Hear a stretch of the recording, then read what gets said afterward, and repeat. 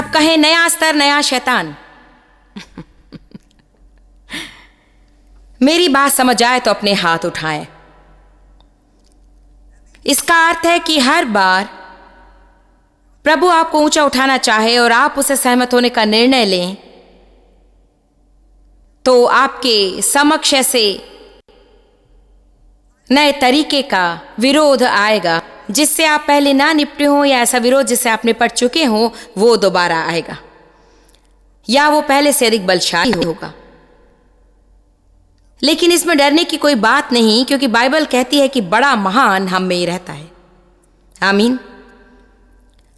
पहला कुरिन्थियों अध्याय 16 पद 9 कहता है, मेरे लिए मौके का एक बड़ा और उपयोगी द्वार खुला है, बड़ा और प्रतिज्ञा करने वाला, और विरोधी बहुत से हैं। इसलिए प्रेरित पौलुस कहते हैं, मुझे नया मौका मिला है कि बहुतों के लिए आशीष हो जाऊं, परंतु इसके साथ बहुत से शत्रु हैं, बहुत से विरोधी हैं, बहुत तेरे विरोधी हैं जो मेरे विरुद्ध आते हैं। आज हमें ये समझ लेना है, जब आप प्रभु से कहते हैं मुझे बदल, तो आप अच्छे से जान लें कि आप क्या कह रहे हैं, क्योंकि ऐसा नहीं कि आप अगली सुबह जाग जाएं और बिल्कुल अलग हो। प्रभु आपको तो बढ़ने का मौका देंगे, और जब आप कहते हैं प्रभु मैं प्रेम में चलना चाहता हूं, तो प्रभु आपके सामने किसी को रखेंगे जिससे प्यार करना कठिन है।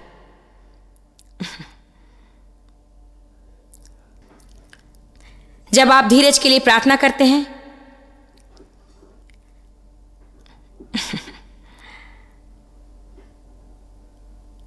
धीरज बहुत ही महत्वपूर्ण है, क्योंकि बाइबल कहती है जब हम धीरज धरते हैं हम सिद्ध और पूरे होते हैं, कोई कमी नहीं रहती। याकूब 1 ये आत्मा के फल स्वरूप है जिसे हमें खोजना है। इसलिए प्रभु से धीरज मांगने से डरना। यूनानी भाषा में अगर देखें, ये वास्तव में कहता है कि धीरज आत्मा का फल है जो केवल परीक्षाओं में बढ़ता और उन्नति पाता है। आप इसे दूसरे तरीके से नहीं पा सकते। देखिए, बात यह है कि हम यहां हैं और वो चाहते हैं जो वहां पर हो, परंतु भूल जाते हैं कि उसे पाने के लिए हमें यहां से होकर जाना है। यहां मैं प्रभु से सुनती हूं और प्रभु जो चाहते कि मेरे पास हो वो वहां पर है, परंतु यहां मेरा कुछ विरोध होगा। इसका यह अर्थ नहीं कि पूरा विरोध होगा, परंतु इसका अर्थ है कि मार्ग में शैतान कोशिश अवश्य करेगा कि जो प्रभु चाहते हैं कि मेरे पास हो, उसे मेरे पास होने से वो रोके, और प्रभु जो चाहते हैं कि मैं करूं उसे करने से वो मुझे रोकना चाहता है। और यही बात यहां बैठे हर एक के साथ होती है। यदि आप सच में विजयी मसीह होना चाहते हैं, यदि सच में प्रभु की सेवा करना चाहते हैं और सच में संसार में बदलाव लाना चाहते हैं, कितने संसार में अलग कुछ करना चाहते हैं, ये बुरी बात होगी कि आप अपने जीवन के अंत में पहुंचे और मुड़कर देखें तो जाने कि आपने कभी किसी की भलाई नहीं की, बस जगह पकड़ कर रखी थी। जब मैं चली जाऊं तो मैं चाहूंगी कि लोग जाने कि मैं यहां आई थी, और चाहूंगी कि लोग मुझे याद करें। हमें समझना है कि यदि हमारा जीवन उस तरह से फलवंत होगा, शैतान फल नहीं चाहता, वो फल पसंद नहीं करता है।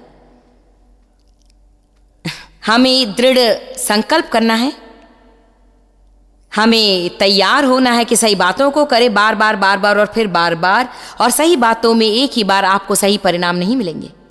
मुझे जानना होगा कि सही क्या, और मुझे इसे करना है, करना है, करना है, करना है, करना है, करना है, करना है, करना है, करना है, और जब तक मैं इससे परेशान न हो जाऊं और लगे कि मैं और नहीं कर सकती, तब मुझे उठकर दोबारा करना है। बाइबल धीरज के बारे में कहती है, धीरज का अर्थ है शैतान के सामने न गिरना। हमें डटे रहना है, हमें स्थिर रहना है, और हमें संकल्प करना है। यदि किसी बात के लिए आपको अपना मन तैयार करना है तो वो है, मैं कभी हियाव न छोड़ूंगा। मैं शायद इसे पहली बार में सही ना करूं, परंतु मैं कभी खत्म नहीं करूंगा और कभी हिम्मत नहीं हारूंगा। आमीन। इंग्लैंड में सेवकों के समूह ने मुझे थोड़े दिन पहले मैं प्रश्नोत्तर सत्र चला रही थी और इसके लिए आपको तैयार होना पड़ता है कि अपनी आत्मा से उत्तर दे, क्योंकि आपके पास सदा समय नहीं होता कि कुछ अच्छे उत्तर तैयार करें। उनमें से एक ने मुझसे पूछा कि परमेश्वर की मदद के अलावा आपकी सेवकाई की सफलता का नंबर 1 कारण आपको क्या लगता है? और मेरी आत्मा से निकलकर मुंह से बाहर आया कि मैं हिम्मत हारने से इनकार करती हूं। मैं आज आपसे कहना चाहती हूं, चाहे आपके पास कुछ भी क्यों ना हो, यदि आपके पास संकल्प है तो विजय हासिल करने के लिए यह पर्याप्त है।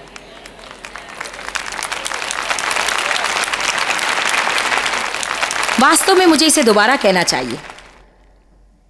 हम हर समय देखते हैं कि हमारे पास क्या नहीं। ऐसे अनेक लोग हैं जिनके पास बहुत कुछ है और उनके साथ रहने में ही हमें परेशानी होती है, लेकिन इसका यह अर्थ नहीं कि वे कुछ करते हैं। देखिए, कई लोग अपने जीवन में कुछ भी नहीं करते हैं और ऐसे भी लोग हैं जिनके पास कुछ भी नहीं है और वे बड़े बड़े काम कर जाते हैं। ये वास्तव में स्वाभाविक वरदान या योग्यता के बारे में नहीं है, वरन ये कि जो कुछ आपके पास है उसके साथ आप कुछ करने की इच्छा रखते हैं क्या? जो आपके पास नहीं उसका कोई अर्थ नहीं। आपके पास क्या नहीं है ये उसके बारे में नहीं, वरन कभी कभी भी हिम्मत ना हारने के संकल्प के बारे में है। यदि प्रभु का वचन देखें तो पाएंगे कि प्रभु चाहते कि आप आशीषित और चाहते हैं कि आप संपन्न हो। तो ढूंढ निकालें कि ऐसा करने का मार्ग क्या है और संपन्नता और आशीष के लिए आत्मिक संपन्न क्या है। और यदि आप सच में इस पर विश्वास करते हैं तो 1 या 2 बार की कोशिश में हार नहीं मानेंगे और गुस्से में आकर उससे दूर नहीं करेंगे। आप कहेंगे कि बहुत हो गया, वचन क्या कहता है मुझे पता और मैं इसे करूंगा करूंगा करूंगा करूंगा करूंगा करूंगा करूंगा जब तक ये कार्य ना करे और मैं विजय हासिल ना कर लूं। अगर आप ऐसा करेंगे तो कभी भी असफल नहीं होंगे। आपके लिए असफल होना असंभव है, क्योंकि परमेश्वर मनुष्य नहीं कि झूठ बोले। बाइबल कहती कि आप असफल नहीं हो सकते क्योंकि प्रभु झूठ नहीं बोलते, वे सच्चाई के जन हैं। उन्नति की एक कीमत होती है। यदि हम चाहते कि वचन हमारे लिए काम करे तो हमें उसका अनुसरण करना है। वचन सुनना अच्छी बात है। मैं खुश हूं कि आप प्रभु के वचन सुनने यहां आए हैं और आप वचन का आनंद लेंगे। परंतु क्या आप जानते हैं केवल वचन सुनने से आपका जीवन नहीं बदलेगा। केवल ज्ञान ही आपको नया व्यक्ति नहीं बनाता है। ये तो घर जाकर जो कुछ सुना उसे करना है। अब मैं आपको वो बात बताऊंगी जिसे बहुत से लोग संदेश में नहीं कहना चाहते हैं, क्योंकि वे शायद सोचते हैं कि इसके कारण लोग आना बंद कर देंगे। फिर बहुत से लोग हैं जो इसे सुनना पसंद नहीं करेंगे, परंतु मैं फिर भी इसे कहूंगी। एक बात होती है जो जानने और करने के बीच में होती है। जानने और करने के बीच एक बात होती है कि आप चाहते कि मैं उसे बताऊं, दर्द। मैंने कहा था कई पसंद नहीं करेंगे। दर्द क्या, आपका क्या अर्थ है? मैं आपको कुछ बताऊं। यदि आप देने के बारे में सुने और महसूस करके प्रभु आपके हृदय में डालते कि आप घर जाएं और अपनी पसंदीदा चीज दे दें, तो आपको कुछ दर्द होगा, क्योंकि आपके शरीर में से कुछ भी आपको उत्साहित नहीं करेगा। देखिए, जब हम दर्द के बारे में कहते हैं तो हम अधिकतर शारीरिक दर्द के विषय नहीं कहते हैं। मैं कह रही हूं भावनात्मक दर्द और आज्ञाकारिता के दर्द के बारे में। और मेरे लिए मेरा मुंह बंद रखना ही एक बहुत बड़ा दर्द है, सचमुच बड़ा दर्द है। आप समझ रहे ना? किसी को क्षमा करना या किसी के पीठ पीछे ना बोलने के बारे में क्या, और छोटी छोटी टिप्पणी ना करना। अब हम प्रचार कर रहे हैं, आमीन। ठीक है, मैं पूरे दिन भर आपको अधिकारियों के अधीन रहने के विषय सिखा सकती हूँ। वो चोट नहीं पहुंचाता। देखिए कि जब पहली बार आपको कोई कुछ ऐसा करने के लिए कहे जिसे आप पसंद नहीं करते तो क्या होता है। पता नहीं। अब हम उस बिंदु पर पहुंचे कि कौन इसे करता है और कौन नहीं। बाइबल कहती है मरकुस 4 में कि कैसे प्रभु का वचन अलग अलग हृदय में बोया जाता है। कुछ लोग अच्छे होते हैं, वे वचन सुनते हैं और वे इसे आनंद से ग्रहण करते हैं। महिमा महिमा। वे अब तक उत्साहित होते जब तक वे बाहर जाकर कुछ विरोध का सामना नहीं करते। हम इसी प्रकार की बात कर रहे हैं। इसे सुनना आसान है, परंतु केवल सुनने मात्र से आपका जीवन नहीं बदलेगा, इसे करने से ही होगा। वचन से करने वाले आशीषित हैं। और यदि आप वचन को सुनकर उसका अनुसरण करते हैं तो आप उस व्यक्ति के समान होंगे जिसने अपना घर चट्टान पर बनाया, और जीवन की बाढ़ आएगी और आंधी चलेगी तो वे आपके घर को नाश नहीं करेंगी। परंतु यदि आप वचन सुनते और उसे नहीं करते हैं तो आप उस व्यक्ति के समान होंगे जिसने अपना घर रेत पर बनाया, और जब आंधी आती है उनका घर नाश हो जाता है, क्योंकि उनके पास मजबूत नींव नहीं है। जिस भाग के विषय में आपसे कह रही हूं, ये वो भाग नहीं जिसे कोई और आपके लिए कर सकता है। मैं आपके लिए कर रही हूं। मैंने अब तक काम कर लिया है। पिछले 2 दिनों से मैं सुबह 6:30 बजे उठी हूं। मेरे नोट्स को बार बार और बार बार पढ़ती रही हूं। यहां आने के लिए मैं आज सुबह जल्दी उठी हूं। आज दोपहर मैं अपने सोफा में बैठी और इन बातों का अध्ययन फिर से किया और प्रार्थना की और प्रार्थना की। हमने आपके लिए प्रार्थना की, मध्यस्थ ने आपके लिए प्रार्थना की। हमने शैतान को धिक्कारा, प्रधानता और अधिकारियों पर अधिकार पाया, और आप तो बस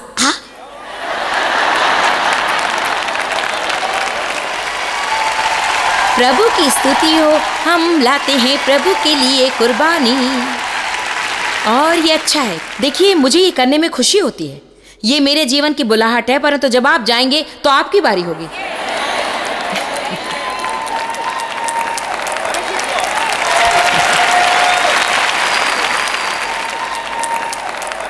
हमारा काम है कि आपको प्रशिक्षित करें कि आप बाहर जाकर सेवकाई का काम कर सकें।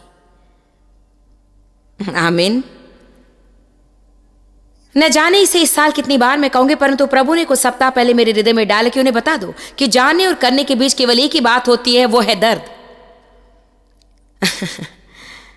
विरोध में से होकर जाना ही उन्नति की कीमत होती है। हर कोई आराम से चलकर बदलाव पाना चाहता है। आज आप सब कुछ आराम से चलकर पा सकते हैं, लेकिन आप प्रभु की ओर से बदलाव आराम से चलकर नहीं पा सकते हैं। आपको बदलाव के लिए उसमें से होकर गुजरना होगा।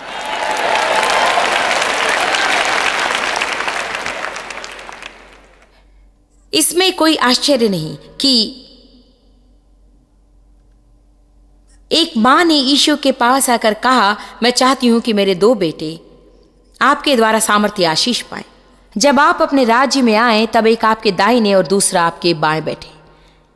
ये है मत्ती 20 में। और जानते यीशु ने उससे क्या कहा? तू जानती नहीं कि क्या मांगती है। फिर उन्होंने एक दिलचस्प बात कही, जो प्याला मैं पीने पर हूं क्या तुम उसे पियोगी? वही संदेश आज मैं प्रचार कर रही हूं।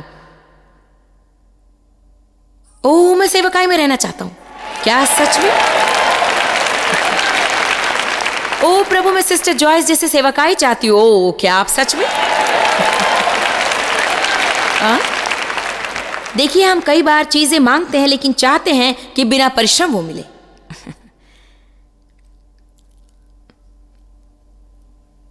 हम बदलाव चाहते हैं पर बदलना नहीं चाहते।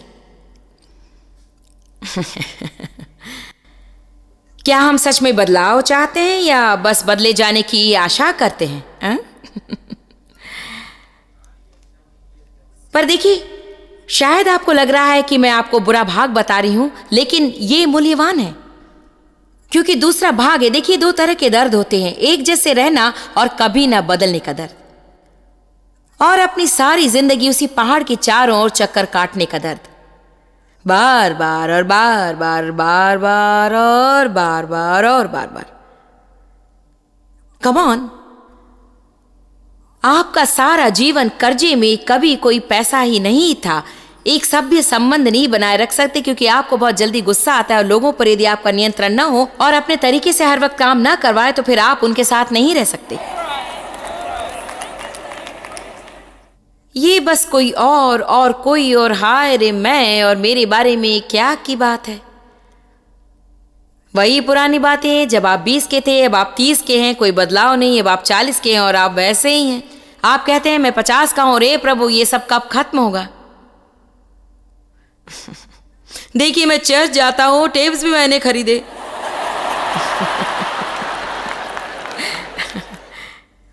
कम ऑन, आपको सच बताऊं, आपको और कुछ ज्यादा सुनने की जरूरत नहीं है।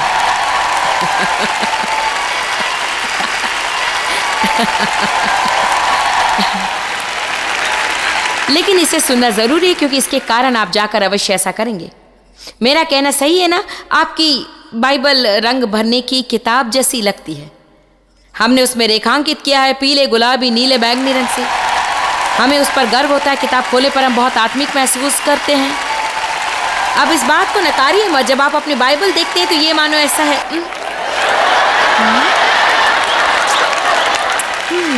My my my my my my, और आशा रखते हैं कि बाजू में बैठा व्यक्ति उसे देखे।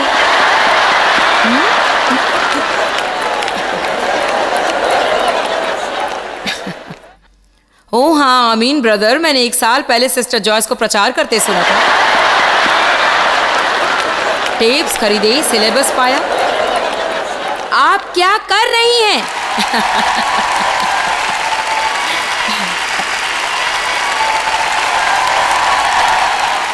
मैं अपने आप को प्रचार कर रही हूं। अगर ऐसा ना करूं तो मैं कुछ भी नहीं जानती हूं।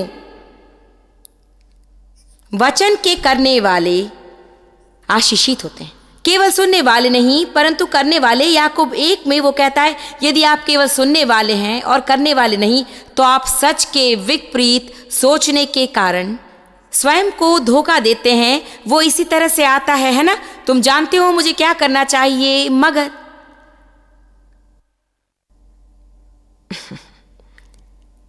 मैं जानती हूं ये सही है। धन्य प्रभु, आपको ये करना चाहिए। मैं जानती हूं मुझे करना चाहिए, मगर। और हर समय हमारे पास उन मगर में से एक होता है। ये एक बहाना है जो हमें फिर से एक बार उसी मोर पहाड़ की ओर ले जाता है। हमें इस्राएलियों के समान नहीं होना चाहिए जो प्रतिज्ञा के देश की सीमा तक आए और कुछ समय के बाद भेदिए देश में गए। 12 भीतर गए और 12 बाहर आए। मूसा ने कहा, भीतर जाओ और देखो कि क्या ये अच्छी भूमि नहीं जिसमें दूध और मधु की धाराएं बहती हैं। वे भीतर गए, परंतु 10 किसी और दानों के विषय कहते बाहर आ गए। ओ, वहां पर बड़े फल हैं। ये सही है कि वहां आशीष हैं। ओ, परंतु वहां दानव हैं।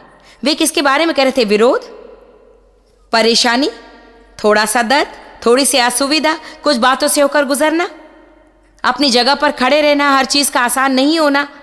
केवल 2 बाहर आए और कहा कि हम योग्य हैं। केवल 2। बाकियों ने कहा, हम नहीं कर सकते, नहीं कर सकते। तो वे जंगल में ही भटकते रहे 40 सालों तक। और प्रभु ने कहा, यदि तुम विश्वास नहीं करते कि मैं इतना महान हूं कि तुम्हें उस देश में ले जाऊं और तुम्हें विजय दिलाऊं, तो फिर यहीं बाहर जंगल में ही रहो।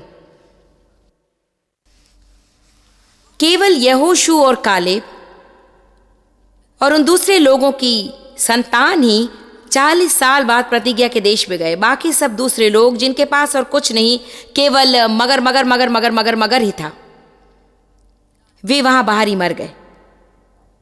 बाइबल मत्ती 25 में भेड़ और बकरी के बारे में कहती है, जब यीशु वापस आएंगे भेड़ों को बकरियों से अलग किया जाएगा।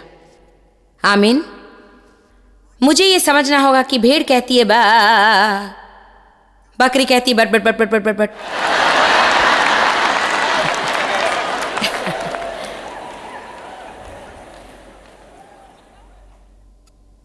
सही है ना? मेरे लिए मौके का बड़ा द्वार खुला है और उसके साथ बहुत से विरोधी हैं। तो उन्नति की कीमत क्या है? शैतान के साथ निपटना सीखना। उसे समझकर अगले स्तर पर जाने के लिए हमें कुछ कीमत चुकानी पड़ती है। उत्पत्ति 12। अब मैं प्रचार के लिए तैयार हूं। यही मेरी अंतिम बात है। ये उस बॉलर के समान है।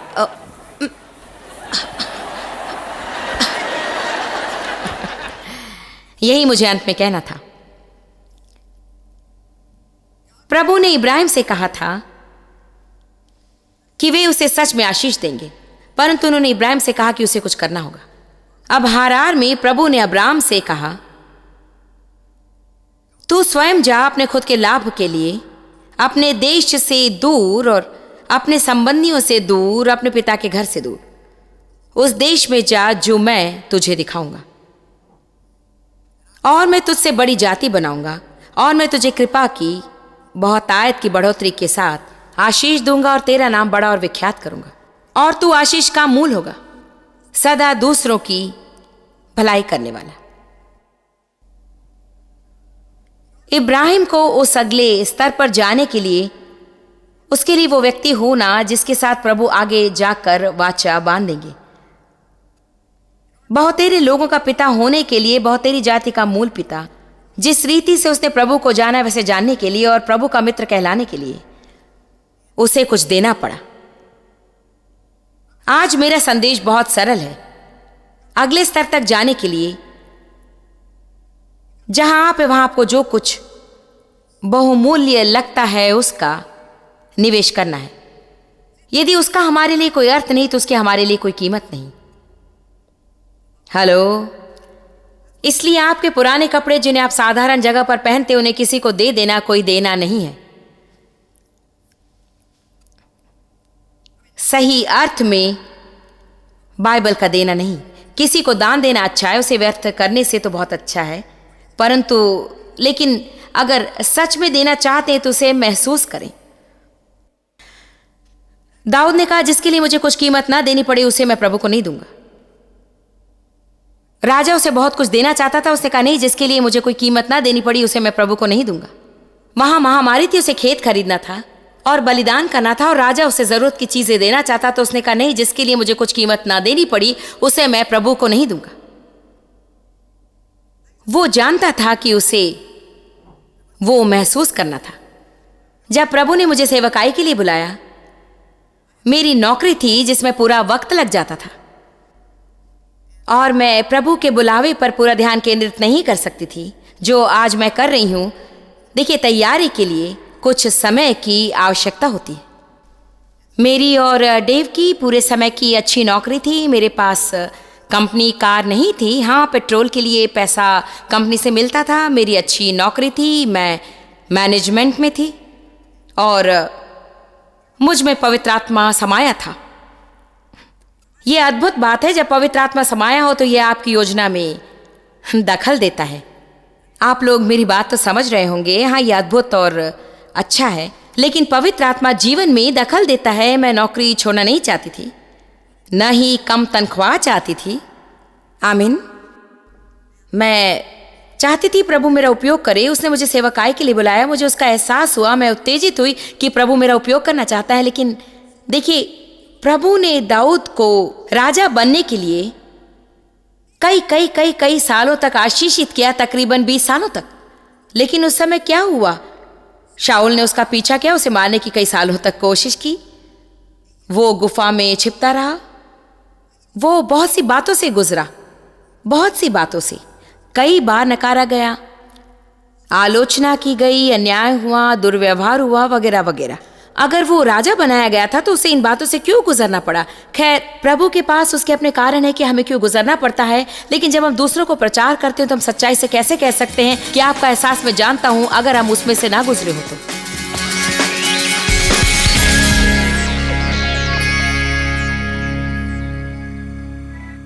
मैं आपको ये बताना चाहती हूँ कि बढ़ोतरी सदा आसान नहीं है, और ये मैं जानती हूँ, लेकिन अंत में ये मूल्यवान है। सबसे बुरा काम जो आप कर सकते हैं वो ये कि एक ही जगह पर कई सालों तक जकड़े रहें और आप पीछे मुड़कर खेत के साथ देखेंगे कि काश आपने उस समय वो कार्य किया होता। तो मेरा प्रोत्साहन है कि आगे बढ़ें और प्रभु में विश्वास के साथ उस कार्य को करें जो वो चाहता है कि आप करें, चाहे वो चुनौती भरा क्यों ना हो, चाहे वो कठिन क्यों ना हो। और एक चीज जो बदलाव से अधिक कठिन है वो है सदा एक ही स्थान पर स्थिर रहना। मेरा प्रोत्साहन है कि कभी हार न माने और कभी न त्यागें, क्योंकि प्रभु की सामर्थ आपके साथ है विजयी होने के लिए। आप जितना जानते हैं उससे भी अधिक आप हमारे लिए जॉइस मेयर मिनिस्ट्रीज एशिया में महत्वपूर्ण है। हम आपकी सराहना करते हैं। आप सौभाग्यों का धन्यवाद देते हैं कि इस संसार भर की सेवकाई को आप सफल कर रहे हैं। एक साथ हम भूखों को भोजन, गरीबों को कपड़े दे रहे हैं और पूरे संसार में सुसमाचार प्रचार कर रहे हैं। हमसे आज ही संपर्क करें या लॉग करें jmmindia.org। अपने प्रार्थना निवेदन भेजें हमारे स्रोत के विषय जानें, जॉइस की सभाओं के विषय जानें और जैसे हम पूरे संसार में मसीह के प्रेम को बांटते हैं तो आप हमारे साथ सहभागी हो जाएं।